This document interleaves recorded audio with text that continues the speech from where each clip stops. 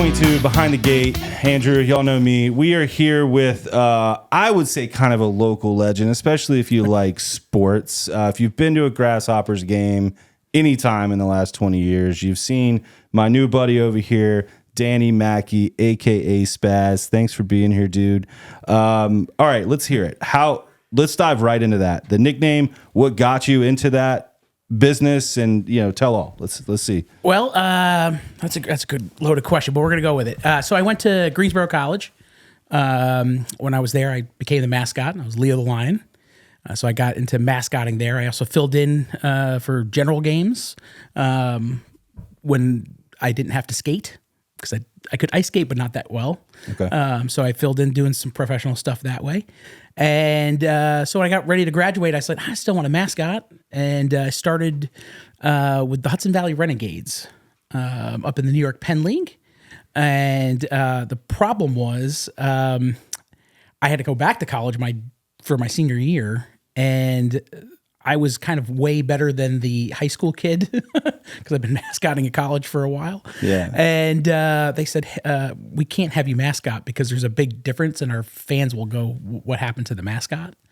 And so they put me out in right field selling tennis balls for an after game promotion where they would have hula hoops out there and tennis balls were numbered and you'd buy 20 tennis balls for $10 or whatever, and then you'd throw it to win prizes and hula hoops. And that's what I did for a couple weekend games. And then finally they're like, hey, we just have too many people. We don't really need you.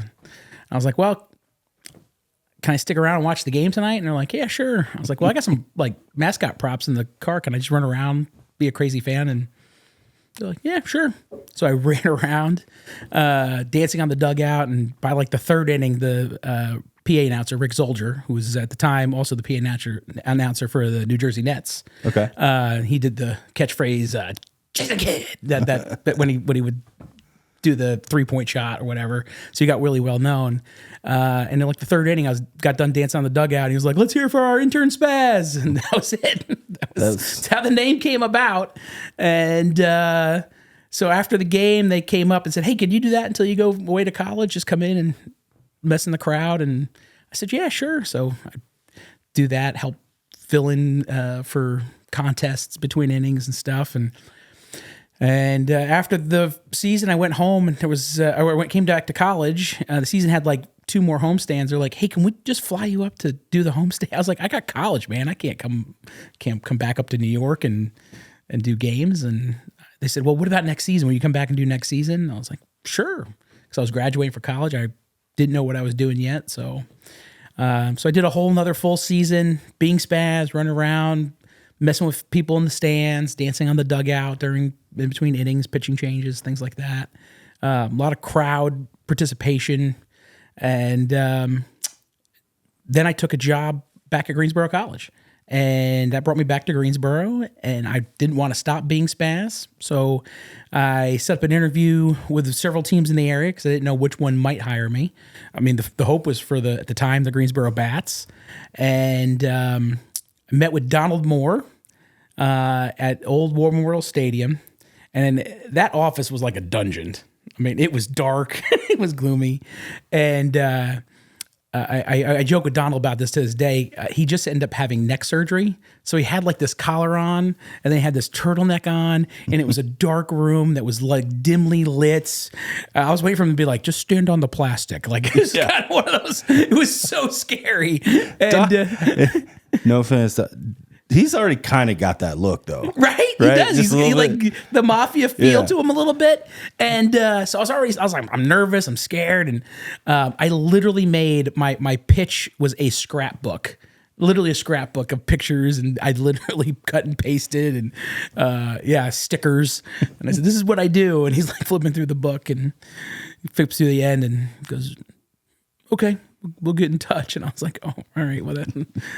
So he's like, I don't, we'll be in touch. Yeah, like pretty much. And I'm like, okay, scary guy. I don't know if this is going to work. And I get back to my office at Greensboro College and phone call. Hey, we want to hire you. So I showed up and for that first season, most people didn't realize that I was actually getting paid by the team. They just thought I was a fan that showed up to every game and was just dancing on the dugout and messing with people in the stands. And because there was never like, hey, this is Spaz. Like there was never like You were just there. I was just there. And about halfway through the season, the on-field guy that they had ended up getting fired. And I just showed up one game and they're like, here's the microphone. You're going to do the on-field stuff from now on. I was like, okay. Now, was this at the old Bat Stadium? Oh, the Bats, yeah. Okay. So the second half of the season, I kind of, people started realizing I was working for the team because I was now on the field versus just being on the dugouts and the concession stand roofs because I really, that was how that was in Old War Memorial. So that's how that, transitioned. And then we did a big stunt because the team was horrible. I don't know if before they came over, we were like the worst team in professional sports. And they could not win a game. And Donald was like, we have like another 2 homestands left and we got to get some people in here. It's the, final year in this ballpark and we got to get a crowd here. And so we make an executive decision one night that I'm going to spend the night in a cherry picker up in the air until the team wins. And so we do this whole press conference at the start of this homestand. At the time, the team already lost like 6 in a row. So it was like, okay, my hope was like, oh, it's not going to take that long, right? Like, hopefully. It was just more of a publicity stunt. And get up in the, that game, I'm up in the cherry picker and we get bombed that first game. And I'm like, everybody's walking by, bye, see ya. I'm spending the night. It was a scary night in that thing down on Yanceyville, which isn't the greatest, at the time wasn't the greatest section of town. So I was called Jake, the groundskeeper. I was like, is that gunshots? he's like, you'll be fine. Yeah, you're good. So I spent the night and then the next day, we have a close game, but somehow, we get a lead in the 8th, and I start coming down, like, oh, 1 out, and I start coming down, crowd's going crazy, like 2 outs, and then the guy gives up a 2-run bomb, and we start losing, so back up I go, and then we're in an extra inning game going back and forth, and Bo Porter, who actually managed for the Houston Astros, was the assistant manager or the hitting coach, and Brandon Hyde was the manager who was with the Orioles up until the start of this season. But 2 guys who professional manager coaches. Yeah. They were in the dugout going, tell Spaz to not touch the thing. Just stay in one point until the game is over. And they end up winning in like the 11th or 12th inning. And so then I finally get to come down. The sad part is they went on to lose the next 14 in a row. So, had we started at a different point in this losing streak, and I spent 14 days up on a cherry picker, probably would have been on ESPN, every talk show, everything, because it would have made national news. So that's how close it was to being Spaz blowing up in the first season. Yeah. So then our next big publicity thing was the opening of the new ballpark in 05. And again, there wasn't a lot of press. Nobody was really getting excited about it. And so me and Donald had a meeting and I said, what if I start camping out for tickets? Like being the first person in line. Like I set up a tent outside the ballpark and be the first in line. And you could call the news and say, hey, we already got somebody in line. He's camping out. Yeah. And it totally worked. I mean, by the second night, I had people joining me. By the third night, the night before the tickets went on sale, there was probably 20 or 30 people that spent the night with me outside. Shit, that's awesome. It was kind of really, it was like this whole cool thing. By the time the ticket window opened, it went around the ballpark, like kind of that. What I can't remember what the street name, Eugene. So it's like Eugene, and then it came down Market or Battleground, and then came back. So almost completely around the stadium from like was the line to buy tickets for the season, and it was like incredible the turnout, everything. And so it was like, wow, that was a huge success because we got so much TV and radio play of people coming out doing interviews with me about camping out for the tickets 3 days prior to tickets going on sale. It was just so much free press that got people energized about this new baseball team. So, and that kind of got me started at Spaz, and people are understanding, like, as the season started, they're like, oh, that's the guy that camped out. And that's the guy. So it was and that relationship of the crowd versus me, I got a lot of negative press in the early years as being in this. I laughed because some of the articles were like, middle-aged white guy, really loud. I was like, I'm 24. I don't know what's middle-aged about that. But I was like, man, they're aging me. I didn't think I was that old. And meanwhile, like Jim Scott was the PA announcer, and we get all this positive, like, the PA announcer is amazing, and da-da-da. And they're like, but they have this loud, obnoxious guy. And but it was funny as the years changed, that press, that negative press, end up becoming more positive of like, wow, this guy really stands out. This guy, the way the crowd interacts with him. And it's again developing my character because Spaz was a character. It's not it's partly my personality somewhat that I would bring out, but it wouldn't be 24/7, right? And so that character that where I can get the, hey, everybody, right? Get that high pitched. And that was more for the kids. And that got the kids' attention. Well, if that got the kids' attention, that got the parents' attention. And next thing you know, you start throwing in really bad dad jokes and everybody, groaning. I was in a press box and I said, "Oh wait, watch! I'm gonna tell this dad joke.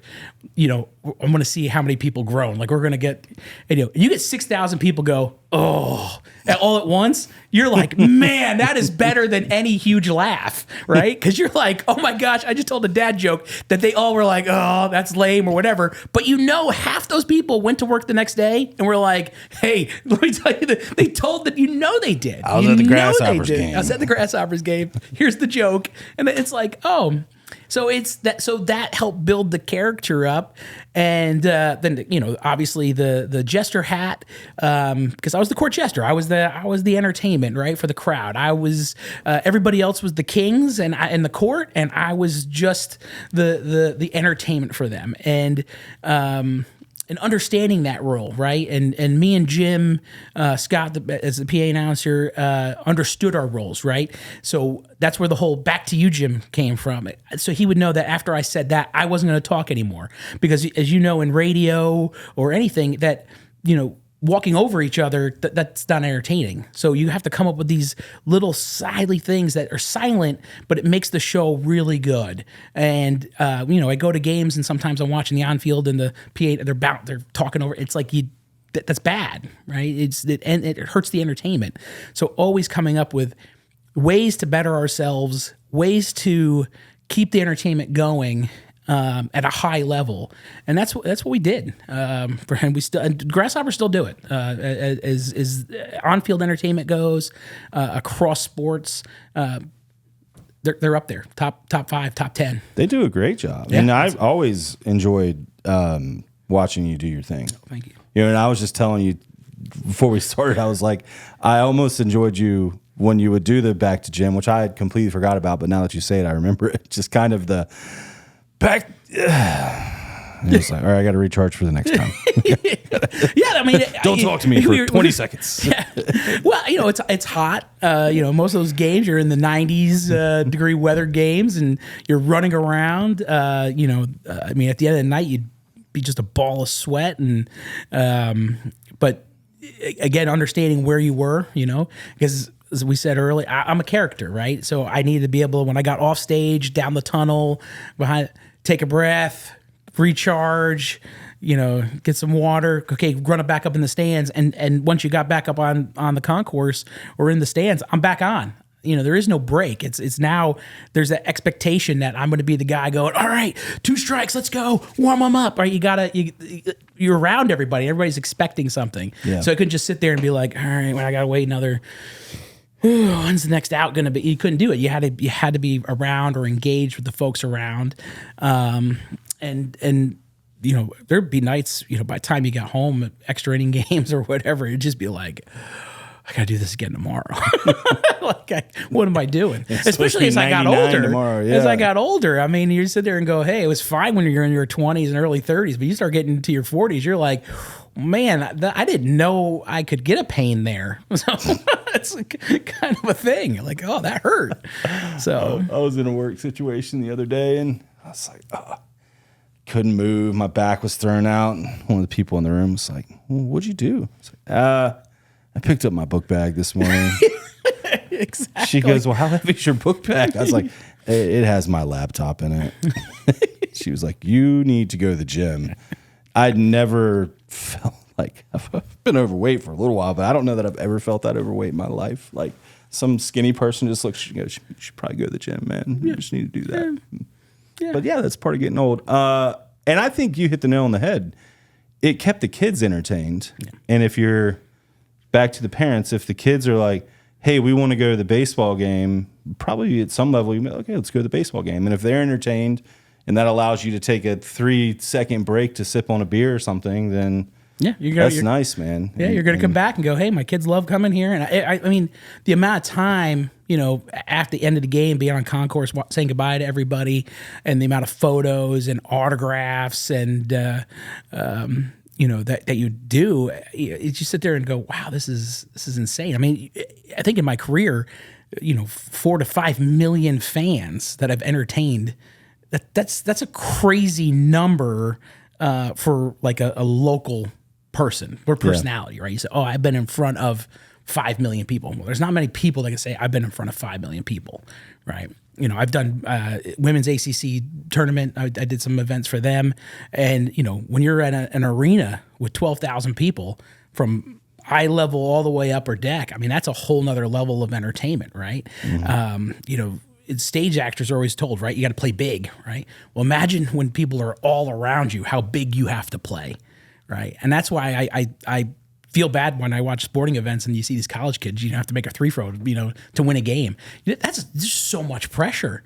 And I felt that pressure, and I was only out there going, who wants a t-shirt, right? Yeah. So it's kind of, but that feeling of, it's kind of like a weird high, and it's crazy, is when you can get thousands of people either cheering or reacting to anything that you say is just an adrenaline rush that, when people go, do you miss it? Like, yeah, that's a feeling when you can walk out and be like, hey, everybody. And it's just, and you're like, yeah, that's just this cool reaction that you can't get in a lot of different mediums, right? You're not going to get that on radio. You're not going to get that on TV. That instant just doesn't happen. But sports, it does, right? Yeah. So that's why I think athletes have a tough time after the career, right? You're chasing that high of that rush of that crowd. It's an amazing feeling. No, I couldn't imagine. I feel like I'm a pretty social guy. I would run out there and be like, I think I fucked up. Hey, hello. Yeah, that's cool. So 2 things. Yeah. You commented on the free throw. It's complete side note. And I'm guilty of it sometimes too. It's like, all you had to do is make a free throw. It's the most basic thing. That kid, first off, like acknowledge these are kids playing those things. 18 to 21, right? And we're expecting them to just like, well, in sports gambling probably hasn't helped that because it's like, oh, I lost $800 because you couldn't hit a free throw, or it's rigged. Whatever people say. And but they are kids, and you take somebody like that, you put him in a practice scenario, him. They probably are hitting 90 out of 100, 95 out of 100. I couldn't go hit 15 out of 100 free throws, and I used to play basketball. I couldn't do it. But you put 30,000 people watching them in the Dean Dome in a Duke Carolina game, it's a different scenario. Yeah. And some of them still shoot 90, 92%, which is just crazy. And that's where that's so much of a mental game, right? You think even for the young guys that are playing for the Grasshoppers, right? Just being able to hit a 95 mile an hour fastball, right? Like inconsistently and then field it and do a lot. That's why there's that development phase of baseball to get you to the big leagues, because it's a development, right? There, you got to be used to being in front of a crowd and hitting in front of a crowd and having pressure on you and understanding that pressure when you're could be, a 17, 18-year-old kid signed out of high school to, college kid 21, 22. Those are a lot of life experiences that a lot of people don't have, Little League World Series. I mean, these now we've pushed it, so young where these kids have to perform at such a young age. You make one throwing error and you think your whole life is over with because you're a 9-year-old third baseman that overthrew the first baseman's head. Like it's not but yet probably some dude was gambling on gambling on it, going, man. Oh, I was at that little Smith kid just cost me $10,000. It's funny you say that. No, I didn't gamble on the Little League World Series, but we were down at the beach and we ran into one of my brother-in-law's fraternity brothers from back in the day. And I see him maybe once or twice a year. And it's always in like a Friendsgiving scenario. And one of their other buddies who I've known for a long time is very small level, like $2, $3, $4 bets. But he bets a lot and he has a good time with it. So, and I used to sports gamble a lot and I like sports. So me and this guy get to talking about it. So run into this other guy and he's like, out of all the people, I figured you would be the one to have the Little League World Series game on and be like, I got like $10 on this. I was like, I see you once a year and you already think I've got, anyway. I did not. I did check. I don't think you could gamble on it. But I did look. But I mean, I'm sure there's people on the side. Probably. It's not, might not be sanctioned. I'm sure people are like, oh, I got to, but, and let's on go that Vegas, same note, oh, yeah, exactly. Somebody's got money on something somewhere. Yeah. I think they've created a website now where you can bet on everything. The funny thing I saw is like, is the price of Costco's hot dogs going to go up? Oh, yeah. Yeah. It's like $1.50. I don't know. Anyway. It's a great deal. Being a golfer, maybe you'll appreciate this scenario.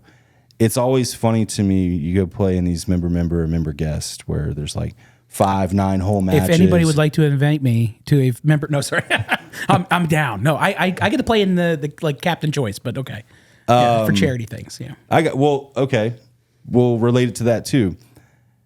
So they play 5, 9 hole matches. You accumulate your points, and then the winner of each flight. So there's like 10 flights, and then like a death flight and whatever. So you got like 11 2-man teams that go to a shootout.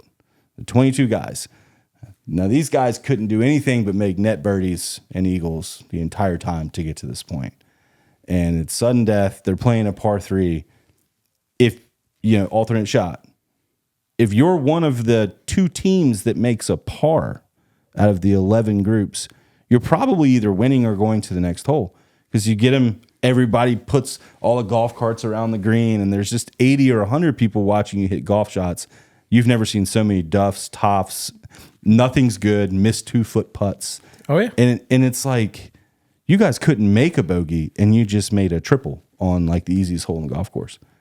And then the captain's choice thing, which I am all for this. Anybody that runs a captain's choice tournament, whoever wins, take the top 3 teams and make them go play off on the first hole.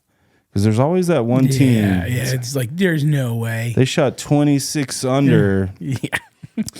And what do you mean? They shot 26, period. Like, you're like, what? A 26? Take like, it to the first tee. What are you, King Jong-il? What are you doing here, man? What is it like? Was the supreme leader taking your scorecard? What is going on? Like, what are you doing? There's no way. And I've played with some guys that, I'm like, nah, you don't have to do that, and it's fine. And you always say, well, everybody else is doing it. Nobody's anyway. Best dad joke. Let's go back to the dad. Oh God. Yeah. Been holding that one in my back pocket. Best dad joke. You put me on a spot. I'm going to need to think about that. Give me a second on that because we'll come back to it. Yeah, there's. Yeah, that's a. I now all I have is dirty jokes in my head, and I don't have a good dad joke. This is there's been some shit said on this show, so don't feel like it's got to be clean. All right, so I don't want to. This is the worst pop in my head. Almost kind of like a failed internship turned into this last hurrah. Like, well, I'm here. Can I watch the game? And then they were like, sure. And you were like, well, I might as well just be an idiot while I'm here and have a good time. Yeah. And then they were like, wait a minute, that's really a lot of fun. And then next thing you know, they're wanting to fly you back and forth. You're back in Greensboro. You're Spaz for 20 years. So I did the 2 years with the Hudson Rat and 18 in Greensboro. So Okay. 20 years total in minor league baseball. Awesome. Yeah. And then when did you retire, walk away? Yeah. So a couple years back, I got married. Sorry, ladies. This is taken. I just found that out too. I mean, like, this was all a ploy. We can cancel. Show's over. Show's over. Yeah. Done. I got married, and the problem is, 20 years in baseball, you don't really have a summer. So it's tough to plan trips or do events and things like that. And so it was getting to the point where, me and the wife wanted to go travel and do things, and having summertime and not being tied to, we can't do it because there's a homestand and, all that. So, so I kind of felt that it was time to, pass the torch, move on. So a couple years back, decided that it was going to be the last year. And I've made a couple of single appearances here and there for some special events, but it's tough to it's tough to walk away, but it was something I had to do, and time to do another phase of the life. So also had opened the Loaded Grape wine shop on Battleground, and so with that taking up a lot of my time as well, it was getting difficult to be at the ballpark and run a business and work a full-time job in the entertainment industry as well, as a talent agent for Neon Entertainment. So doing all three jobs was just a little too much. So I had to, the wife was like, you either have to, you have to pick one or two, and that's it. We gotta, you can't stay up until 3 a.m. every day and work. So I was like, okay. And, Makes sense. And now, is she a partner with you in any of the jobs, or what does she do? just partner in marriage. That's Okay. in life. And what's her name? Tanya. Tanya. Yep. Tanya. I I'm definitely, coming for you, Tanya. Yeah, I definitely outkicked my coverage on that one. So Good for you. Yeah. I'm happy for you. Yeah. That's nice. We'll come back to the wine store. I want to hear a little bit more about that. Let's dive into Neon Entertainment. Tell us about that.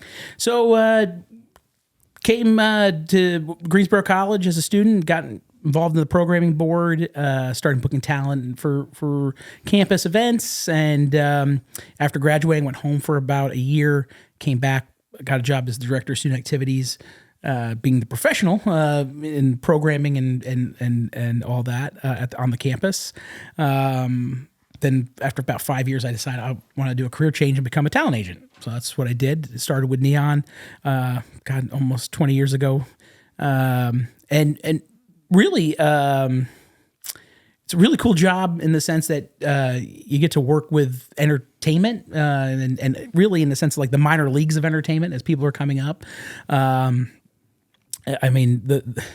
As the wife says, like, I ruin everything, because she's like, oh, you've met them 20 years ago and now they're famous. Or I'm like, oh yeah, used to, hang, at conferences, there's a lot of entertainment conferences, and people would showcase their talent to get bookings, whether it be for cruise lines, casinos, colleges, military venues. So meeting a lot of up and coming folks before they hit it big, and was kind of cool. And then also kind of discovering some folks. So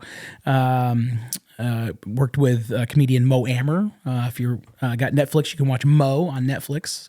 There's 2 seasons of that out, so shameless plug for Mo. But so met Mo and got him going on the college career, and things led to another. And then he started opening for Chappelle, and from Chappelle now he has his own comedy tours and TV show. So it's just incredible job. And from that, probably met one of my biggest stars, was Snooki from the Jersey Shore. So I went home for Thanksgiving, see the family, went to the pizza place, grabbed lunch, ran into her dad. He goes, hey, my daughter got her reality show, and I heard you're doing this entertainment stuff. can we have a meet up and help us out a little bit? And this was 2 weeks before Jersey Shore aired. And so we sat in her dad's kitchen, and Nicole was a couple of years younger than me. So I knew who she was based on her dad, but I didn't know her that well because in school she was in I was in high school and she would be in middle school kind of thing, but small town life, so you'd kind of know everybody in the town kind of thing. My dad was the captain of the ambulance corps and her dad was the fire chief, so it's kind of like you kind of know people, right? Yeah. And so so we had a meeting, and next thing you know, we signed her, and 2 weeks later, first episode of Jersey Shore airs, and I go, oh my God, what did I get myself into? The whole joke Nicole would say would be like, wait until episode 3. And we're like, okay, we didn't know they got to see the whole season and they watched all the episodes. We had no idea what was coming. Episode 3 is when she gets punched in the face at the bar. And that was, from there it took off because then she became America's sweetheart and book deals and licensing deals and things like that. So, for 5 years of my life, it was, kind of being the agent and manager to, one of the top 10 celebrities in the world at the time. So she was, I don't know anywhere. You could probably go most places in the world and say the name Snooki and they'd be like, Jersey Shore. Yeah. Yeah. Oh yeah. It's, that first night after the first episode, I had 100 phone calls the next day. And from that point, through 5+ years, it was that kind of craziness, from autograph seekers to, nightclub owners or to every news network calling. And, the good news back then, for a while, I could be like, hey, here's MTV, because we couldn't answer a question or do anything based on the MTV contract. But so it's like, hey, everything's got to go through MTV. But yeah, traveling, going to award shows, from the CMAs to MTV Music Awards to walking the carpet. I was going to say, how much of the areas and places that she went were you expected or required to go, and then how much of that was, this is pretty cool. I get to go to the MTV Music Awards. I'm gonna go.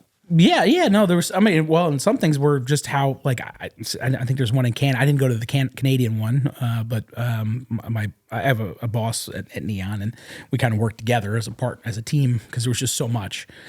So yeah, I've pretty much been to, every state with her at some point, but we also had things that we just didn't go to. We had just a security team that would go with her, and but a lot of the stuff that was more major, big press runs out in California to, major events in Vegas and things like that. Then we were there. But a lot of the smaller nightclub visits and things like that, we would just have a security team. So, but yeah, cool. but a lot of really cool 5 years of that went by really, really fast, of just really cool experiences that, didn't think that, at the age of, 28, I'd be negotiating book deals and her social media got so large, and that we were, obviously charging for tweets kind of at the beginning of when people were starting to even charge for that kind of concept. And I remember we signed a 6-tweet deal for about $2 million with Tummy Tuck Tea. And the first tweet garnered so much national attention that the 2 million was like a drop in the bucket. Because it was in People magazine that she was doing it, and it was so the amount of press they got off of that first first tweet. One tweet. And so it was like one of those, maybe we undercharged on this, but at the time you're like, well, $2 million to do 6 tweets sounds like a pretty good deal. But yeah, what's that? Yeah. I'm over here doing math. I'm like, It was like 400 grand plus a tweet. Yeah, it's something like that. If anybody wants to pay me $400 to do a tweet, I don't even have Twitter, but I will download it. Yeah. But that was how it was back then. And be like, oh, you want Facebook too? We got to, because again, when you're looking at like a single tweet garnering, even just a, hello, good morning kind of thing would garner, 5-6 million views. Like you're like, okay, well, you gotta make money on it, right? So so you're talking about 6 tweets, and then you're with a photo with the tummy tuck tee, and this whole thing. It was like crazy. It was insane. That time period things were moving so fast, right? We were even changing our barcodes on our products. So I had the idea going, hey, I saw this once. Is this possible? And I talked to our sunglass guy at the time that doing licensing. I was like, can we do a tag with like her with the glasses on and the poof and make that the tag? And he was like, yeah, I think we could do that. Next thing you know, boom. And then we were just using that on all the product lines was that. And then going fast forward, now it's very common to see a barcode that has a image or something like that. But that was very new at the time. Like those are kind of some of the things that we were doing. It was like small, but it was, other celebrities were doing them. So that's cool. I also love how you were like, yeah, Nicole, like you're gonna be like, Nicole. Oh yeah, sorry. It's like she's just a person, and Snooki's a character in a sense, because everybody will go, hey, how what's she like in person? I'm like, well, she's that was not, gonna be my next question. She's not like that in person. I mean, obviously when the cameras were showing, she learned early on, the more outrageous you are, and again, even I say for me, the more camera time you're going to get, and the more camera time you're going to get equals, being able to negotiate for a higher salary, being able to, be the star. So some of the stuff she did was to go a little bit farther than what she would probably normally do in life. But it was, again, you needed that camera time. You needed that. She got hit in the face. She got punched in the face. I mean, you know what? I'm going to feel bad for that guy, because that poor guy ended up, losing his job, and that's it was a whole thing. And I think we've also been brought up into large political side of things with Governor Christie. There's been we with some issues there. We had the Rutgers event where she spoke at Rutgers, but because she got paid more than Maya Angelou to speak at commencement, that became a whole thing. We had some huge, big, more than just getting drunk on the beach. I mean, it was, because they also had that instance when she got arrested for being drunk in public. I mean, that was shit happens. Yeah. The problem is when Hugs gets busted for it, no one cares. No one cares. They just say, sorry, dude, just off the beach you go. Local radio. Into the paddy wagon. They don't even say star. It's local radio personality. Yeah. Thomas Hugs Narvin. Caught streaking. He was streaking down the beach. We just put him in jail. Anybody care? No, not at all. I care. I would laugh at it. I'd come get you out of jail. Yeah, but the thing that was concerning about the article was like holding Smirnoff Ice. It was really the part where everybody was. Was that you were icing yourself on the beach? That was the bit. That was it. What is this right here? You got iced. Like, what happened? No, I've got to chug it. Is that a Deuce 4? I don't know. Oh man, God, that takes me back. I used to. That was a thing in my house when I bought my first home. I was like 20, I don't know, early 20s, and 2 buddies were renting a room, and that was a popular thing to ice people. Oh, we would. So, since you brought that up, I was traveling for work, and I was in this hotel, and these 2 young kids, I say young college kids.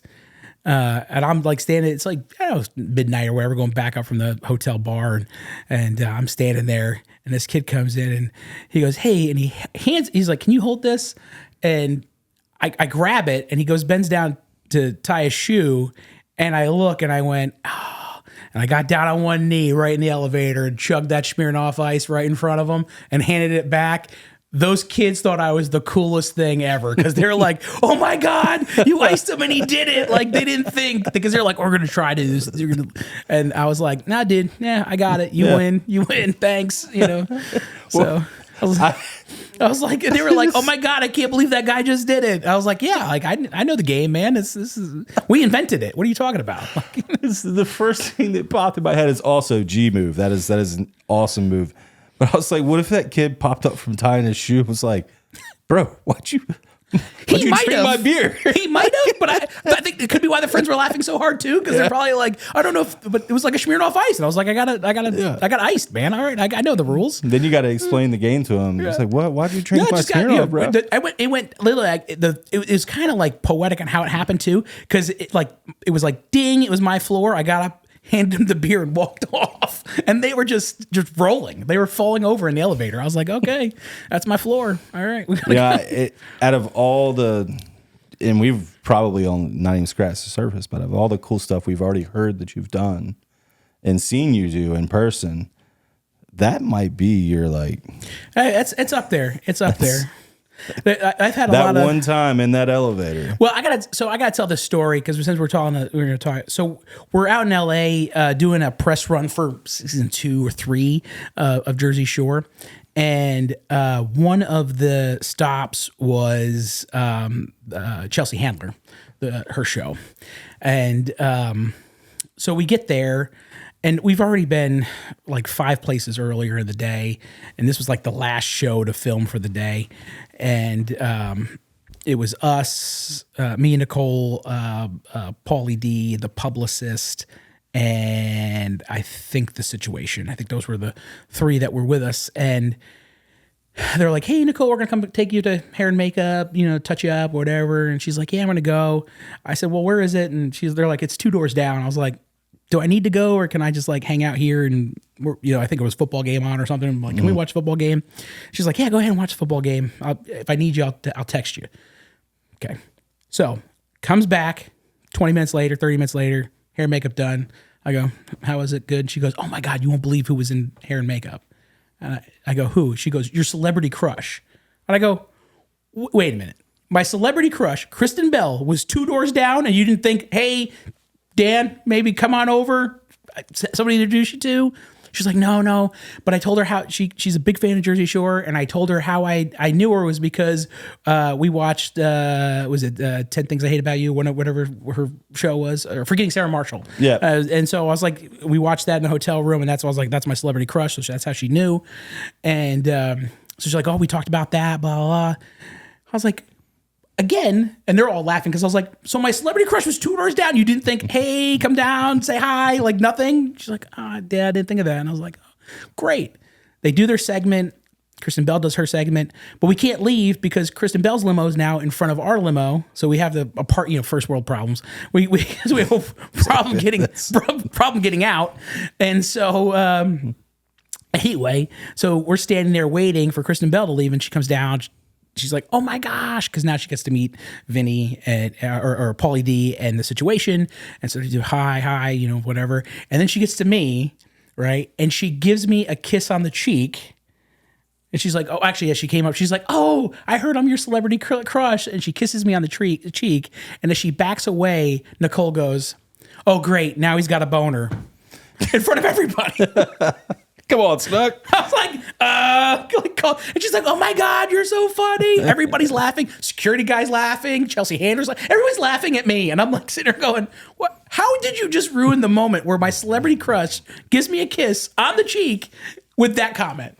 Literally. Well, you got to set the record straight. Was there a boner or was there not?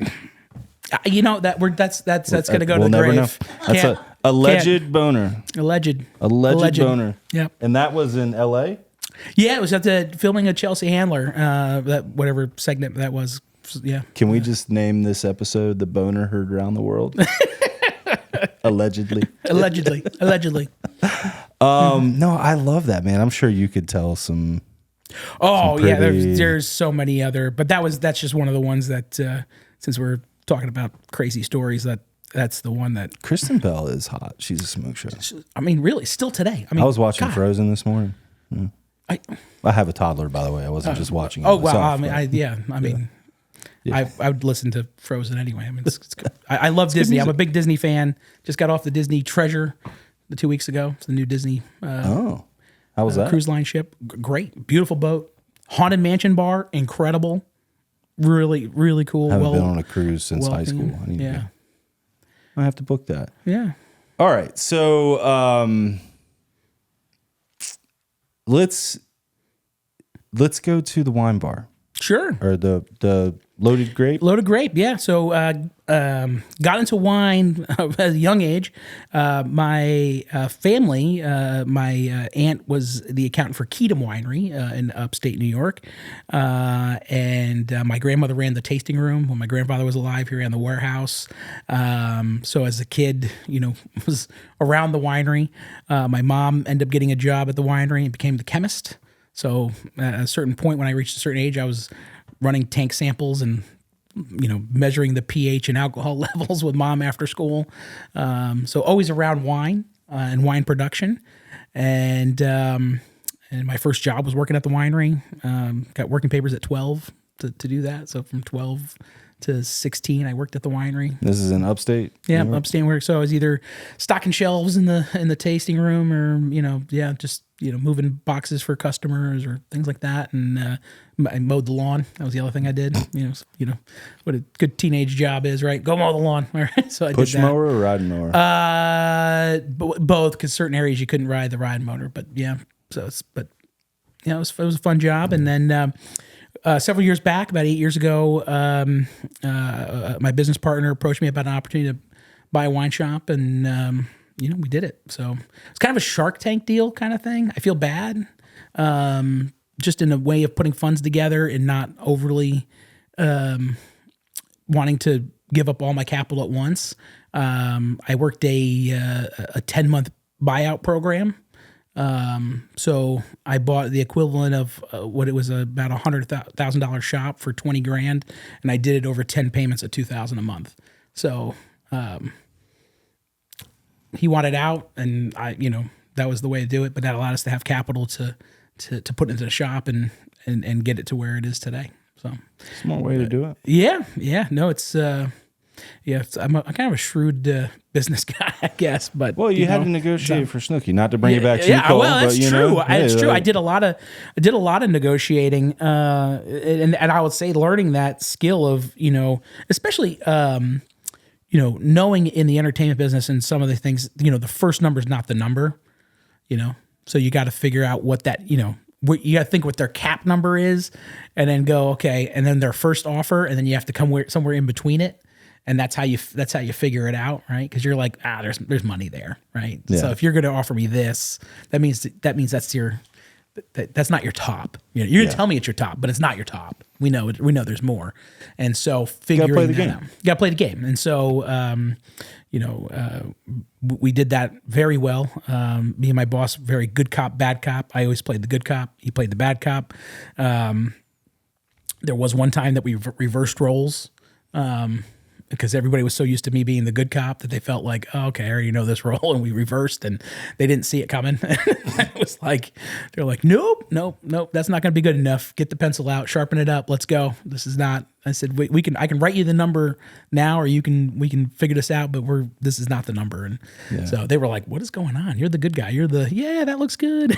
no, let me take it over here. We'll see what we can do. No, I was like, nah. My boss was like, well, it's not that bad. I'm like, nope, they got more money. Let's go. Let's get it. It's good to have it. But this, they get a time, when once you realize,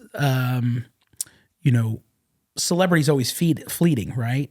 So a lot of times you have to take advantage of when you're hot to maximize that, right? And also knowing that when you are hot, the smallest little things are big things, right? We joke. Every award show she got like worst dressed because it's just easy to say Snooki got the worst dressed. But it was cold or whatever, and she's like, it was a strapless or kind of dress, and she's like, can you get me something to cover up my shoulders? And I was like, oh God, all right, let me go see what I can find. And then like in the hotel, there was like a gift shop, and they had scarves or whatever, and I was like, this one kind of matches the dress. So I bring it up. She's like, okay, it'll work. Like she didn't like it, but whatever. All the way down the carpet. Who designed your scarf? Who designed your scarf? And I was like, she's like, who is it? Who is it? And I'm like, Tarjay? I have no idea. Like, I have no idea. So the comments on all the press afterwards was like, oh yeah, the dress designed by so-and-so, you know, looked nice, but the scarf that she wore with it was amazing. Da, da, da. And we're like, really? Really? The one thing that was like a $20 buy in a hotel gift shop is just silly Where'd stuff you like get that? Well, there were gas station hot dogs right next to it. Yeah. It was kind of, I'm like, trust me, that wasn't. You start charging her to do her wardrobe at that point? No, I joked about it though. Yeah. I was like, hey, look at me. Score, you know that scarf you hated? Look at all the press. Yeah. It's like, and it was only $20. Look at that. Do y'all still have a connection? You still represent her now? No, I don't represent her now, but we do chat every once in a while. Again, small town, growing up in small town life, so our parents and her, and so yeah. But, what is she doing now anyway? I mean, we have Jersey Shore Vacation still airing on MTV, and of course licensing deals and product deals as well. So she's got the Snooki shop, which is her store. She's got one in Nashville and then one in New York and one in New Jersey. So she's got several locations of that. So like a boutique clothing for the Jersey girl. I got you. I'm going to go back to your wine. Yeah, we were let's talking go about back wine. Somehow we got back to Snooki. Sorry, I didn't mean it because She was hot, man. She was a it's a thing. funny story, but yeah, I get it. So that's how I got into wine, and since then we've grew our wine club to almost 300. So we are one of the largest wine clubs in the Triad, with amazing selection. Probably 600 bottles on the shelf, beer selection as well. So, and this is on Battleground. Yeah, Battleground, same plaza as Green Joe's Coffee Shop and Salvino's. Yeah. If you hit the Longhorn, you went too far, and the Bojangles is kind of before us. So, I think that's the problem. I don't make it to you. it's just shy. The chicken. It's right in there. Gotta get those blueberry biscuits. We'll have to. My wife's a big wine drinker, and episode 3 of this actually was a local. Pozos, Pozos. It's Argentina, and one of my mom's best friends. Her daughter went to high school with my brother Grimsley. They're from here too. They were episode 3, so they have. They were down visiting her and her husband, and got approached. Kind of similar thing. Hey, do you want to buy into a vineyard down here? Wow. And they did, and it's Pozos is the wine. I can get you a bottle. Bring it by. Yeah. It's very good. I know enough about wine to know if I enjoy it or not. That's all I need to know. They've got like a Cab Franc they've got a couple that are really good, and they're just now starting to do it. It's a little bit more on the high end pricing, but I've always anyway. I'll drop a bottle by. Yeah, drop a bottle. I'd love to try. Yeah, we sell everything from high end wine to mid range.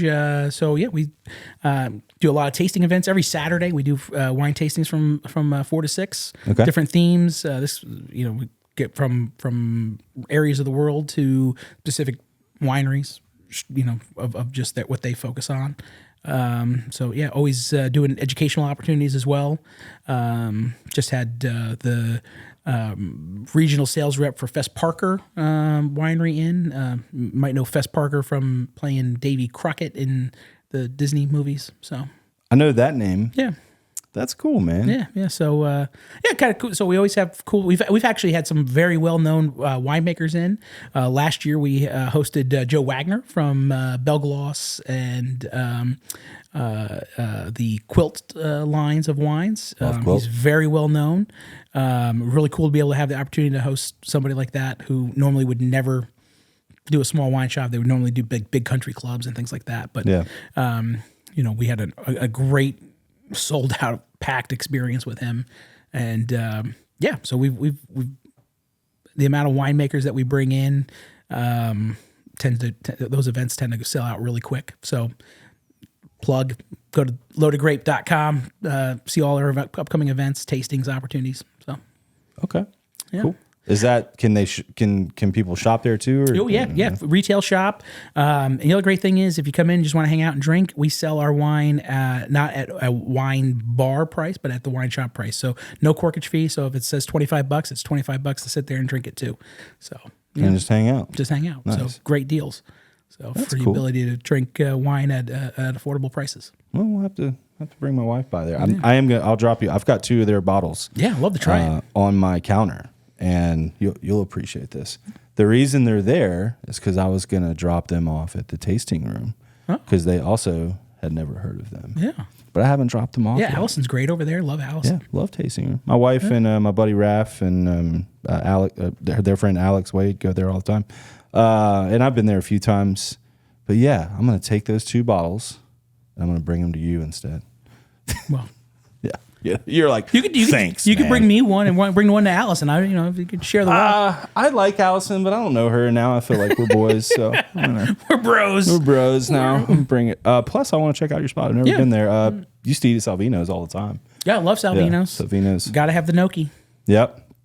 Good stuff. Got to have the gnocchi. All right. So outside of all the professional life, what does Spaz like to do for fun? I do like to golf. I don't get to golf as much as I'd like. But that is a very fun, relaxing thing for me. I'm not an amazing golfer. I'm a good golfer. I can. My drives and my putts are really where I'm really good. It's kind of the middle game where if I played more, I probably would be better at. But it's what makes me great for Captain Choice tournaments is because I can hit straight drives and I sink putts. Like that's the. Anybody needs a 4th? I need a 4th, man. Just let me know. What's the handicap? Pretty high. I'm not. That's the other problem. That's even better for Captain Choice. Yeah. So 18, 19, somewhere in there. But you can hit the fairway and you I can hit the make fairway. putts. It's kind of in between, and it's more of the just getting on the green. I'm really good, like 90 to 100 yards out. I can get on the green. It's kind of like that 150-ish is kind of. It's where I struggle a little bit, but that's the difference between the pros that make it and the pros who, if you went and played with them tomorrow, you'd be like, this guy's the best golfer I've ever seen. How has he not made it or she not made it? And it's that 150 in. They're so on. Yeah, they can. Getting it within 10 feet, and then all of a sudden you're like, well, that's kind of where they're so good at putting. Yeah, the putting thing is it's where it's. I get to practice putting all the time, so it's grab the club and putt and putt and putt and putt. Where do you typically play around here? So I like Meadowlands, and play Bryant Park a lot. It's just so easy to get there and play there. And Grandover.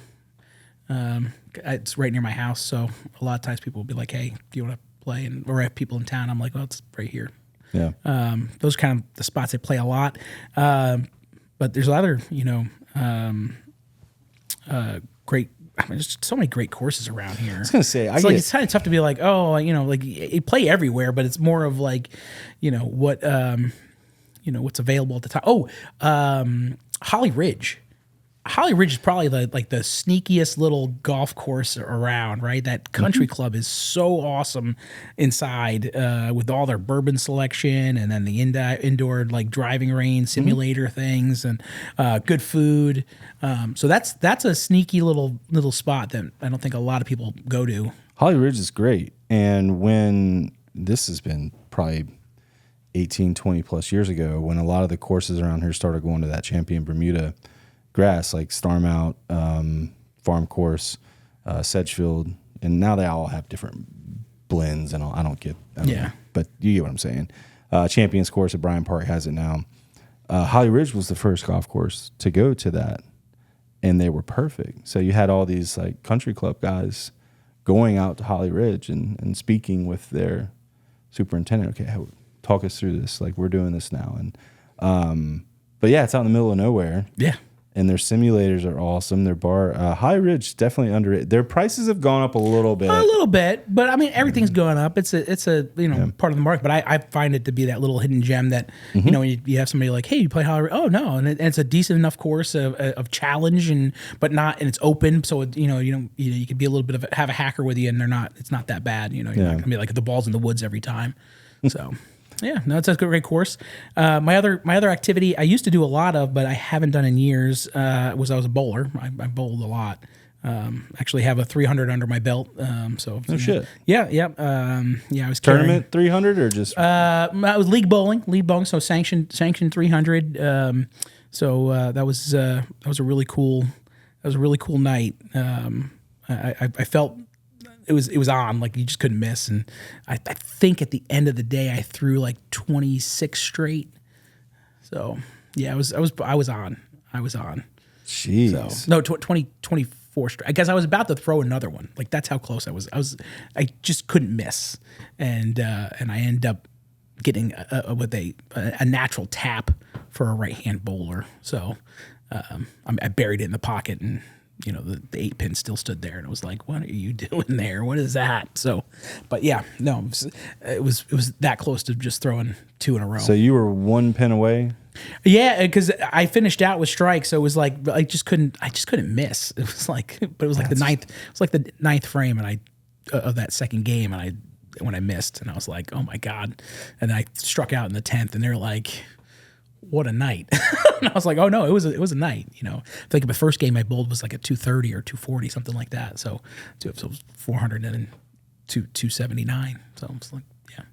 It's a heck of a night. Who is this asshole? Yeah, no way. And they were like, oh my God, you couldn't miss. I was like, and the next day I got in on an airplane, which my wife was so scared about because a buddy of ours was a pilot, and we flew down to St. Augustine to play golf for the weekend. And she's like, you just bowled a 300. This is where, like life ends. Like you're going to be in this little prop job airplane and it's going to be all over. But no, we flew down and back, no problem.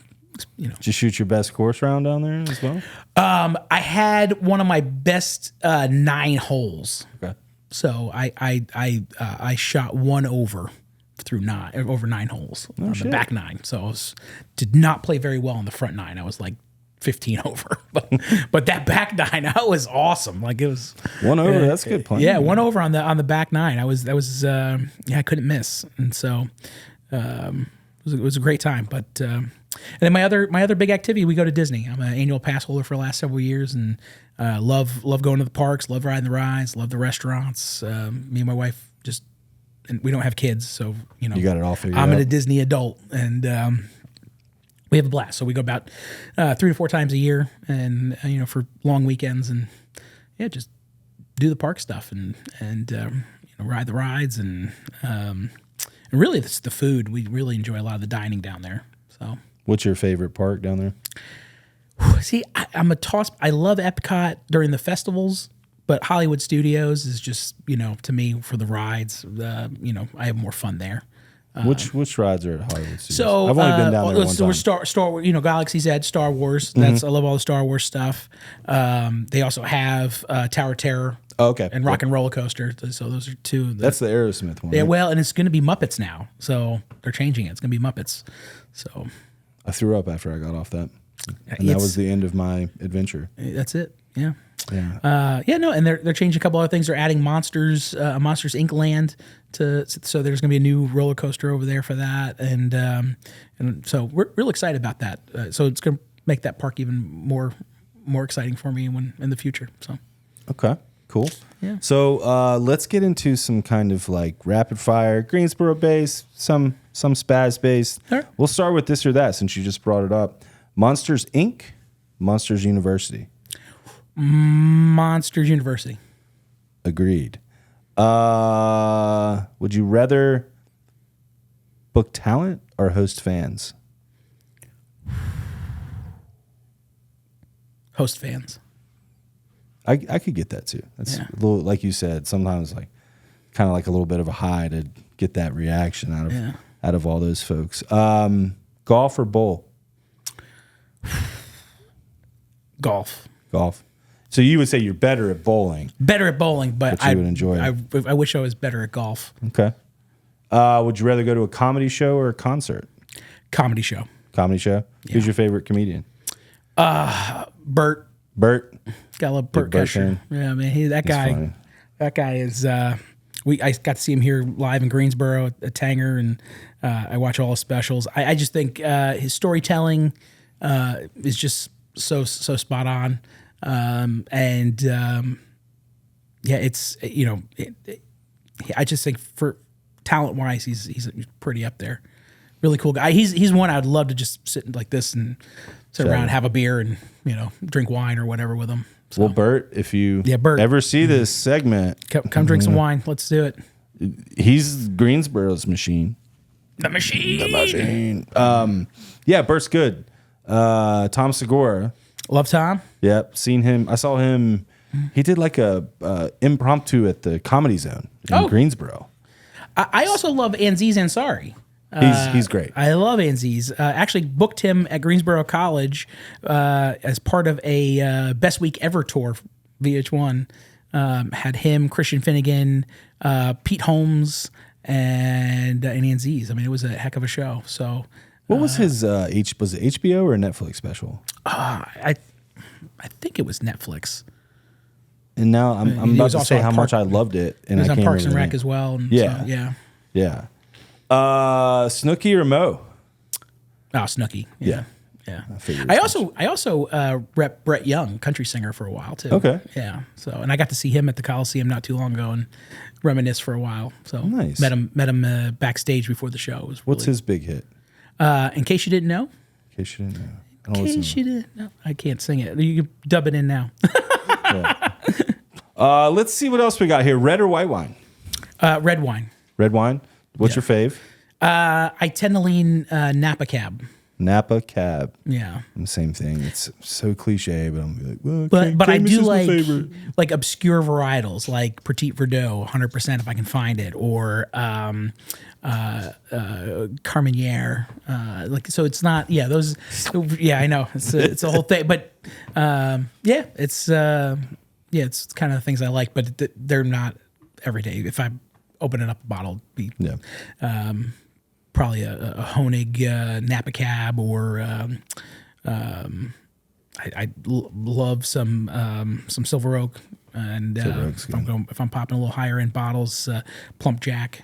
So it's in Plump Jack. Plump Jack, Plump Jack, another Napa winery, located in the Oakville area of Napa. Really, Governor Newsom is part owner, so so it's a well-known little winery. They're kind of a conglomerate. They have Cade and Odette as well in their little three. But yeah, really, really good cab. They even make a really great Merlot as well. So I've planned with me and my wife, a couple that we travel with typically once a year. In the last couple of years, we've gone out of the country to like a all-inclusive, like Cabo and Riviera Maya. We've planned a Napa trip. We've just never done it. Napa is for domestic wise. It's. I like, my wife likes going to New York. I like New York, right? It's a really cool food scene, really cool vibe of entertainment. Vegas, again, entertainment, food scene. Napa's food scene probably is better than the other two. I mean, if you're not trying to be a Michelin star restaurant in Napa, you're really not going to survive. I mean, the food level, even at some of the more, I say, basic restaurants, is just incredible. I am a complete fatty when we're out there, but I have places like you got to go to Mustard's. It's more of a locals place. Mustard's, yeah, and get the Mongolian pork chop. I am going to change Mongolian pork chop, Mustard's, Napa. Yep, it's actually in Yountsville, so it's great. But, Thomas, when you're editing this, make sure I remember that. Yeah, Mustard's, Mongolian pork chop, Napa. Yep. All right. Because we are going to go do that. They now have a 2.5-year-old. We have a 2.5-year-old. It's a little bit more difficult to travel, but once they get a little bit older, So I lost my train of thought. We're going to skip. Beers with the boys, Cab Sauv with the crowd. Beers with the boys. Yeah. There's nothing. I feel like I used to have an IPA phase where I was like, I'm going to try all these breweries and try all their IPAs. But now I've just been like, give me a Dos Equis Amber and a lime, and I'm happy. Like I just I've reached my old man phase where it's like, get off my lawn. But it's kind of like, all right, I'm just gonna. I don't need to. I actually just saw a comedian. They did a whole thing on like asking for the name of these beers have gotten so outrageous. It comes awkward to ask for them. And I was like, it has gotten to that point. It's like barbecue infused shrimp. Yeah, it's Gosa. And I'm like, what? Yeah, it's like guys, I get it. You got to try to do the next craziest thing. I actually think that is a Gosa, by the way. Yeah, I think it is. Yeah, it might be. I don't know. There's Anyway, so to many your point, weird things, and I'm like, all right, so now I've just been like, I've gone back to Red Oak. yeah, same thing, like a red oak if they don't have it, yeah. But it's kind of let me just have something really easy, lager, pilsner, Also, don't want, I'll go to lunch, and I think a professional lunch beer is acceptable. Okay. Maybe 2, depending on the situation. Well, You and can't the go gravity. get blasted. And the gravity, right? Yeah. Like me, if I'm having let's say I have Corona, 2 Coronas, gosh, I probably work better. Exactly. So, but yeah, it's like, let me get the Juicy Haze IPA, and I'm like halfway down the first one in this business setting. I'm like, my cheeks are getting red, yeah, and I can drink. yeah. I was like, man, I'm kind of buzzed. You get that first beer buzz, That, even though like, you can drink like 10 more behind it. Yeah, yeah. No, you're sitting there going, what is in this? Exactly. So, Let's see what else we got on this list here. Pizza and beer or steak and cab? steak and cab. I do like another thing to do. I like to smoke meats. Smoked meats? Meats, yeah, Okay. either pork or chicken or turkey. Or, I didn't know if you were letting us know you have like 8 bongs in your house. No, no, no, Like no, to- no, no, like no, to no, smoke no, weed? just- No, meats. No, just smoke meats. Yeah, I have a 22-inch Weber Smoky Mountain smoker, and not any of this pellet stuff. Like I actually have to put the wood chunks in there, get the coals hot. Like there's not, it is truly a sit and wait kind of thing. Not this like Traeger where you have the pellets fall at a certain time and you play off your phone. Like you can't do that. No. I'm going to do it. It's 6 a.m, cracking open a beer, and we're not eating until 6 o'clock tonight.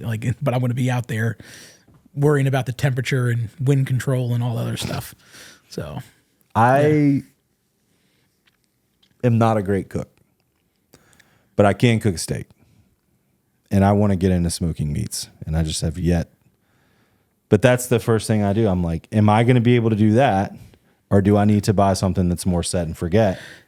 And I think I'm going to have to go the latter, even though I would enjoy you'd probably, that. the thing about it is I learned more the old way. And so like my wife's like, well, I can get you a new smoker. And I'm like, yeah, it's cool. We can go off and I can still worry about, change the temperature and worry about all that stuff with the thermometer. Like I could do it all electronically, but I'm like, am I really then like smoking? Like, or am I just like putting it in an oven and baking it with some smoke on top of it? Right. It's kind of, so I feel like I need to be there to add the wood chips, add some fresh coal at a certain point, when you have to get it in a little coal smoking pot and get the coals hot and throw them in there and get the temperature back up. And then you really feel like, at the end of the day, when they're, I smoked a bunch of turkeys for Thanksgiving, and they're like, every time they're like, oh my God, like this is, and I'm like, yeah, well, that was, 20 hours of work. I hope you enjoy it. He's in the dark corner again, giving his best Donald Moore vibe. Yeah. Very good. Yes. I hope you enjoy. I saw Donald Jr. not that long ago. We were at Grandover for a mutual buddy's 40th birthday, and he had just had his baby. But I haven't seen Donald forever. Yeah.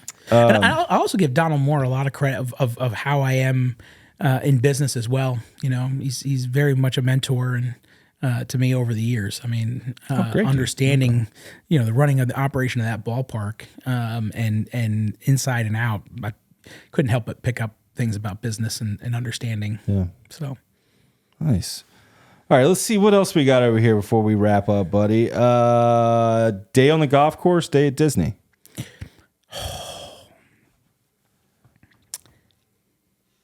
Day at Disney. I as much as I would love every opportunity to play golf, just get in the park and smelling the smells and going over and knowing your way around, and it's just so much fun. There's something. It's a stressful thing because there's all those people and you're trying to go and do the things that you want to do and get around the crowds. And funny enough, you won't believe this, I don't like crowds. But I do know how to get around them and understand how to, move around the park where, like, hey, everybody's gonna be moving this way, so let's go this way. And everybody's, because we go so often. And I give a lot of advice to folks that are going, helping them plan their trip, understand their days. I think the problem with the Disney vacation is that a lot of people put such high expectations that it gets so stressful. That's why there's like these Disney meltdowns that we see in the park about 5 o'clock every day, of 7 o'clock, 9 o'clock at night. These parents are just like, I want a divorce. and the mom's like, we gotta get this one photo, and then the dad's like, who cares? Like, it's and so it's but those are fun to watch, So You probably know all the spots to go watch those happen. yeah, and so just sit there, and some places, the only park you can't really drink in is Magic Kingdom, but Epcot or Hollywood Studios, you have that. You got a beer in hand, and you're like, this is entertaining. This is great. Sit here and watch this. Yeah, got a nice little pretzel to go with it, and you're just good to go. People watch, man. People watch is great. Fun to do. We'll end with this one, and then we'll wrap up, buddy. And this is perfect with with Nicole. MTV Spring Break vibes or ESPN College Game Day vibes? Oh. As much as I'm a sports guy, I'm going to go with Spring Break vibes. Okay. Yeah. Have you ever been on set at an MTV Spring Break? No. Sadly, I didn't. Yeah, no. Everything I always seemed to do was always in the fall and winter, so it wasn't that wild. But I don't know. Game day. I've been to some game day stuff. Like, oh, okay. I've never been to one. Yeah. Army Navy game. I was my nephew went to West Point, so. Okay. But you sit there and go, okay. There's hype and there's some excitement around college football, but I just think there's a whole different vibe about spring break, right? So, I mean, I still joke that, one day I'm going to get a Father's Day card, but, who knows? Because that's how wild spring break was when I think we were in college. So you watch it on TV now and you're like, oh, what are those kids thinking, right? But now, it's like, I did that. I just think back to when I was in my short stint in college, back like 03, when we played beer pong, you still took a pitcher of beer to the keg, you filled it up, and you put the beer in the cups. Right. And you didn't have your side beer. When somebody hit, you sipped it and you moved the cup. No, you drank out of the cup. The ball went in the cup, you took the ball out, and you chugged it, or you chugged it and then took the ball out.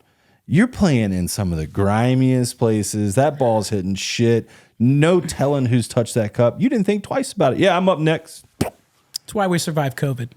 I think so too. Our generation did great. Yeah. We embrace germs. We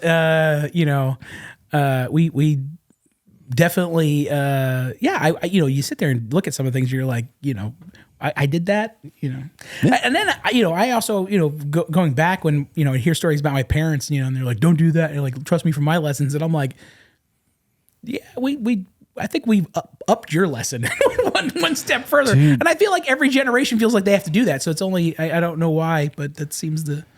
It's, so I'll throw you a curveball here. And this is crazy because, I've done some stupid shit and I've enjoyed some parties and, probably don't deserve to be here on some levels in some certain circumstances. For anybody that may get to this point or clip this that knows my father in the city of Greensboro, he passed away in 2020. He was a legend. I don't take that trophy. Like people will come, like, your dad was crazy. Like I'm not going to top him. I've heard some stories, and those are the stories they tell me, and I'm like, whoa. It's true. I probably have more stories. That's why I can't run for any office, because at some point those stories will come out. Right? So. Yeah, no, they're out there, right? Well, that's going to be my last question. You going to run for office anytime soon? Oh, I get asked all the time.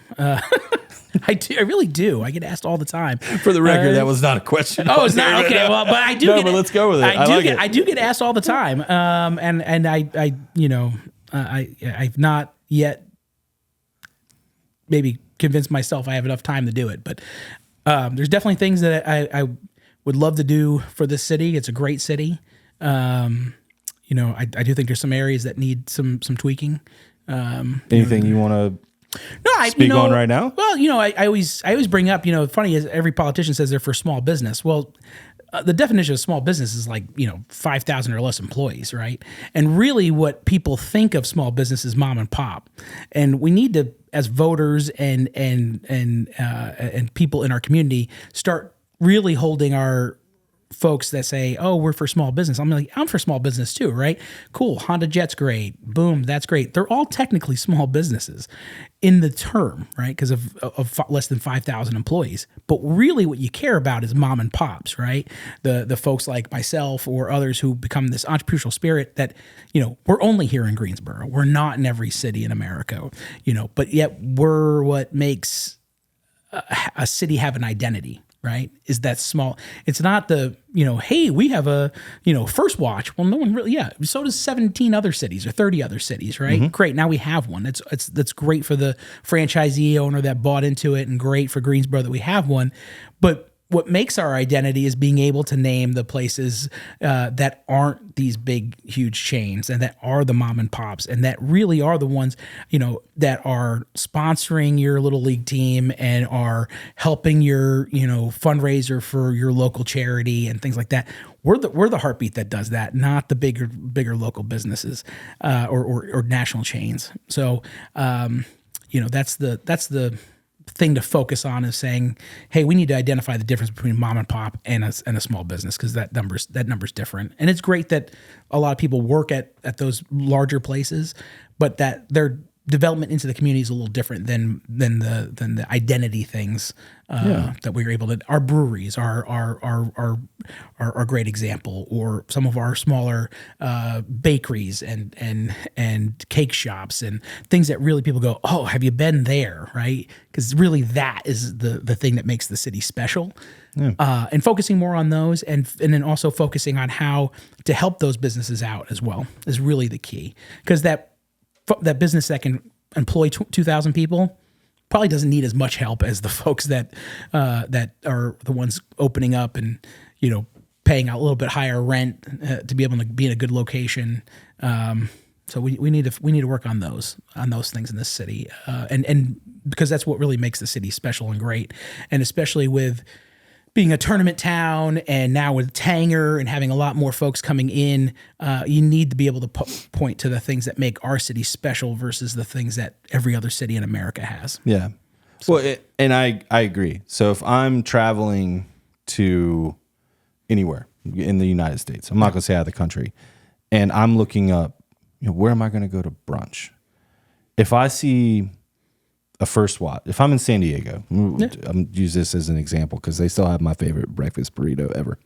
If I'm in San Diego and I'm looking up who's got the best breakfast burrito, and because of Google or because of how big they are, First Watch comes up, I'm going to go, oh yeah, they're good.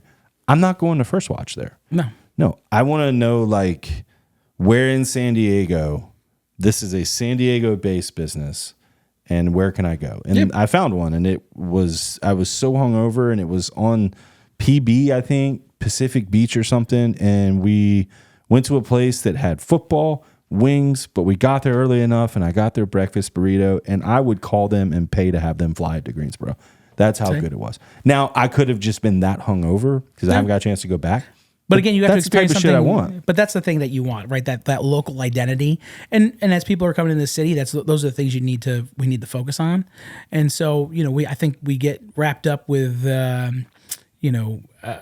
not figuring out how to assist those people in needs to help them grow their business, because there's more demand, right? Mm-hmm. So how do you take a successful business and say, hey, how can we assist you in your growing or development or any of those?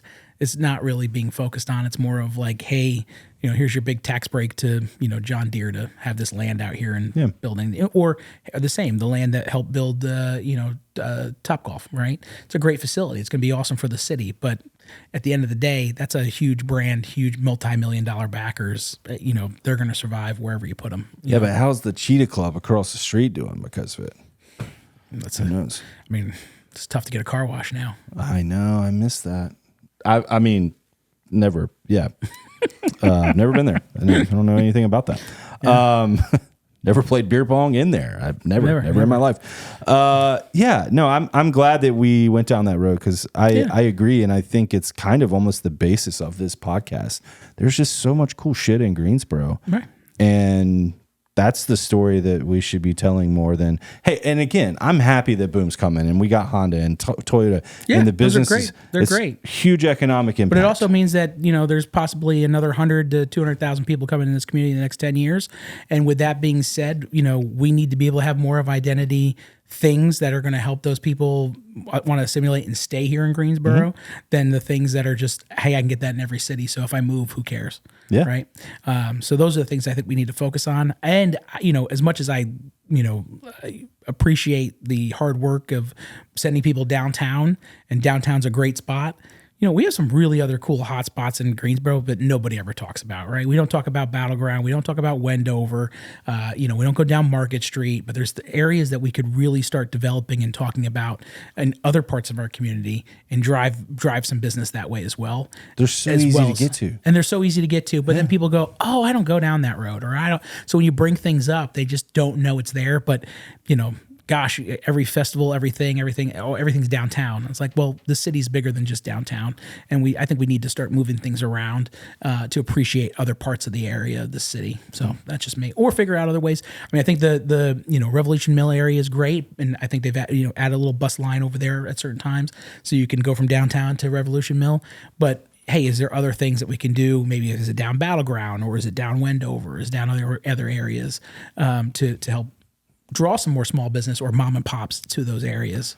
Is it focused right where Green Joe's is? Please focus right there. No, it's not even just about me. It's about other folks that I know that have, in a sense, mom and pop local restaurants that you're not getting anywhere else besides this city that you need to focus on. And those businesses are the ones that are struggling for wait staff, struggling for, but I also always bring this up. I said, every time you see a complaint, nobody complains that they got a shitty hamburger at McDonald's, but, God forbid you get one at, that's cooked a little well at Hops or Porterhouse or anywhere else. They're first on there. Oh my God, this place is dead to me. Da, da, da. And I'm like, really? Like the guy who's the guys that are supporting all the local stuff, and the one, that's the guy you're going to complain about. But I guarantee you got, horrible service at other name establishment that's a national chain, and you didn't say a damn word. So it's like, Nope. just be mindful of that, folks. I mean, social media, especially when it comes to those mom and pops, hurts more when you make a negative remark. So instead of just going, hey, talking to that business owner and saying, hey, I had a bad experience. Here's what happened. How they're going to remedy it. They're part of this community, and they're not probably trying to go anywhere. So helping them out, understanding how you had bad service or had bad whatever experience, helping them fix it, than just going to social media and telling people not to go there is not the way to do it. No, it's not, because you're not telling them not to go to Wendy's or First Watch or wherever. You're going to be the first to be like, oh my gosh, we just got a what's the new one In-N-Out Burger, right? Is that what we got in on Wendover? Whataburger, yeah. right? So we got Whataburger. Everybody's Whataburger. You're like, that's great, but we have one, that's awesome, but don't forget the other folks that are Yeah, Hops has got a great burger. Porterhouse got a great burger. Right. Think of who else is low? you go down the list, right? There's other places, but Burger Spot, they're all local, Burger Spot's right? good. So just kind of think of that when you're out there spending your local dollars. That's all. All right. Well, on that note, and we will actually wrap with this. Thank you so much for being here, by the way, dude. Pleasure to meet you. I've seen you so many times in life. Really cool dude. Thanks for giving us your time. Appreciate being here. Yeah, dude. So local restaurants. I'm a food guy myself. Breakfast, lunch, dinner. And if you don't feel comfortable answering this because you got friends in the industry and you don't want to make anybody upset, I get that.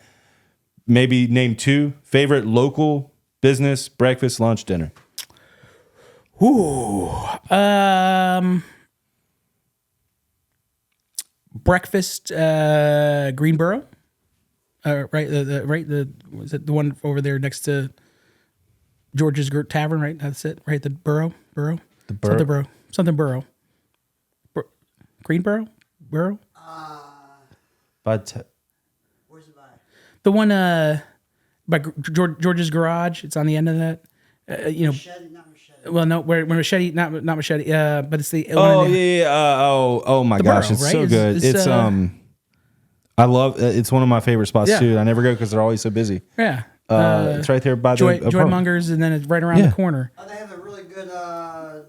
latte. Yeah, This they is have great. Caviar latte. It's gonna drive me Yeah, bonkers. yeah. I want to say because now I'm saying like, oh, the green burro, but it's burro, right? It's a, they're donkeys. Their mascot. It's on the building. I totally agree. It's one of the best breakfast But spots. it's one of the best breakfast spots. By the way, now that I'm looking at this, I went to Dear Dad's for the first time the other day. I've not been there, sorry, but I heard Great. great things. I heard great things. Need to go. Fantastic experience. The menu was good. A little bit of a wait. Parking's kind of tough, but the food was fantastic. I got the top thing on there because I could have easily gotten like French toast. I can get that anywhere. So I got something. Sage mule is what you're Sage thinking mule. about. Yeah. There you go. Yeah. See, green and burro. I had it. It was something. Yeah. Sage mule. So Sage mule is definitely a place. I mean, it is busy on the weekends, but the food's great. fantastic. It's fantastic. We get normally we know we have to wait, so we just get a bottle of Prosecco and some orange juice and make mimosas while we wait. I mean, it's a fun Saturday, right? Heck yeah. Way to get it started. Lunch, Old Town Draft House. Love Old Town. Chicken Right? Philly, baby. Chicken Philly. I was just gonna say chicken Philly can't go wrong. And then you can do the loaded fries and do all that. It's killer. And then dinner. There's so many great dinner spots. Green Valley Grill. Solid, consistent. You go there or Printworks, and you're going to get two different experiences. But I feel like the level of service, the quality of food, price point, everything is kind of a little hidden gem for fine dining. So I don't want to say hidden; it's been there forever. But if you're saying, "Hey, where we're going to for a nice dinner tonight?" Well, it can be so easy to mistake Green Valley Grill and proximity. Not in that conversation because they are, big, nice hotels, Yep. popular areas, Friendly Center, right off Friendly Center, getting closer to that battleground area. But they kind of give you more of like a larger Fleming's, Ruth's Chris type upper echelon restaurant. So you sometimes forget that I don't know, that's local. Those are both local restaurants. That's a whole local chain, right? Yeah. Lucky 32, the hotel, that's all local guy. He doesn't. Yeah. It's Greensboro. It's a Greensboro identity. So yeah, those are three places. And again, we're leaving a bunch off the list that totally could be, naming, again, local flair. There's that faux place off of Market. Faux. Faux Ham Vin? Is that what? I think it is. I just call it it's faux. I just call it faux, but yeah, but that place is a little. I mean, man, that food is amazing, and I remember when it was half the size. And they've just doubled. Now they have the whole building. Yeah, it's so again, that's a local. You're only going to get it here. Family that works really, really hard. One of the best Mexican restaurants is right up the road from there too. Yeah, that's not like your typical big chain. What's it called? That Their one food is so good. Say they all start running together because then my wife does this every time when it comes to Mexican restaurant. She's like, "Let's go to," and I'm like, My wife "Which would one is know. that?" My wife would know. Sure. I'm like, what part of town am I driving in? But yeah, no, there's a lot of the Mexican restaurants are amazing in this town. And you got again, you have great dessert places. Desserts by Alex and Maxi B's, and so there's a lot of really cool things I think we just need to focus on in our community. And The Loaded Grape. Come on. Tasting room. These are all great. Freeman's right across from Freeman's. Yeah. Oh, Freeman's is another great little place for food. That street corn is amazing over there. So yeah, it's those are the things that we look at when we're out spending our dollars. In the community, it's I'm not gonna lie. Do I need to hit a Jimmy John's every once in a while? I do. Right. Yeah, it's not. And Mitch is a great guy and he's a local guy. Yeah. It's a whole thing, but am I also trying to find scrambled or something like that to Scrambled, another great, right? You're trying to find the mixture of where I spend those dollars. So it's a challenge, but that's Epic, another great steakhouse, and it's new, but it's they're a chain. They have one in Raleigh now, and here, and I think they have another location. But hey, they're not a huge brand. It's a North Carolina company, so Yeah, it's like Chop House back in the day was Greensboro, Winston. I think they had a Raleigh, and they still have their Wilmington, I believe, and they have one in High Point now. Yeah, and again, I feel like those are they're just staying in their community and staying in North Carolina. I think it's great if you can build your brand to be able to move to some other location. It's awesome. It doesn't mean that you're this huge conglomerate either, right? So, but yeah, those are the things that we look for and try to support. And we do the downtown stuff as well. From Natty's, Machete, all those areas, White and Wood, and so there's a lot of really cool, interesting places. We just need to figure out how to focus on them more and talk about them more in our community and prop them up, and especially the economy, right? It's good, it's bad, who knows? Everybody keeps spending, so it's like, you know what? Because at the end of the day, life's short, and you know what? You got to enjoy yourself while you're here, and so. If it means and you got to eat. Got to eat, right? Got to eat. You got to go out and entertain yourself. So listening to local radio in a sense that helps because local advertisers are on there as well. But podcasts like this. So there's a lot of things that we can support that's local, and the Grasshoppers, soon to be the Gargoyles, right? We got hockey coming in. I ordered my jersey, so it'll be here tomorrow. I did not order my jersey yet. I do have opening day tickets, but I need to work on the jersey. I'll be in Atlanta opening day. I'm going to go the second weekend because they're at home both first weekends. Yeah. I went with the white I thought the white, and I know as soon as I put it on, it's going to get dirty. Yeah, that's the reason I couldn't do it. It looks nice, good, man. I think I'm going more the purple with the more not the full gargoyle, but the more stone guy on the front, not like the full gargoyle, just the head. Do you see, I didn't even think about this question, do you see at any point a Spaz appearance at a Gargoyles game? Oh, probably not. Probably not? No. Just not because they wouldn't ask you or because you wouldn't care? No, I love hockey. Go down to Hurricane games all the time. No, I just don't know. The energy and the level and as much as I love the roar of a crowd, hockey's a whole nother beast. I mean, really, it's not like you'd have to skate. That's what you're worried about. Yeah, that's the skating. It's the skating thing. Yeah. You don't want to see that. But thank you so much for letting me on the show, dude. Awesome. Thank you. Episode 22, Spaz, Grasshoppers legend, Greensboro legend. Thank you so much for being here. We'll have another episode coming soon. Enjoy this one. I'm terrible at ending these things, so have a good day. Peace.